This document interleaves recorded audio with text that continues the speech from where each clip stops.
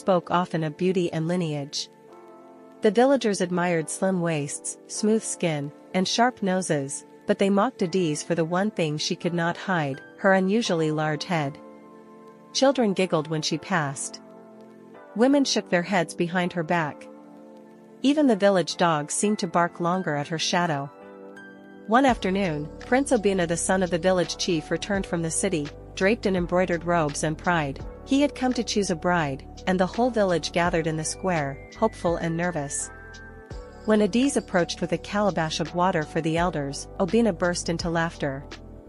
"By the ancestors," he said loudly. "Is that a head or a royal drum? If wisdom were measured by size, you would rule us all."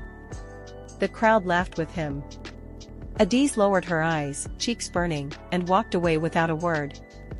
That night, rain fell strangely, heavy, sudden, and glowing faintly under the moonlight. From the forest came a low humming sound that stirred even the spirits. By morning, Obina was gone. Panic spread through Umura. The chief summoned hunters and priests, but no footprints could be found except one set leading toward the sacred grove, a forbidden place guarded by ancient spirits. When the diviner cast his cowries, his face turned pale. "The forest took him," he said. "Only one person can bring him back, the girl with the head of destiny." All eyes turned to Teased. Though frightened, she followed the priest into the grove. The trees towered unnaturally high, roots twisting like sleeping serpents. At the center stood a glowing pool, and within it, Obina knelt frozen, trapped by shimmering light. A voice echoed from everywhere. He mocked what he did not understand.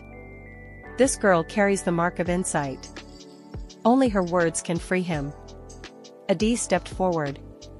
Her hands trembled, but she spoke calmly. "I forgive him," she said. "Not because he deserves it, but because bitterness should not live in me." The light shattered like glass. Obina collapsed onto the ground, gasping.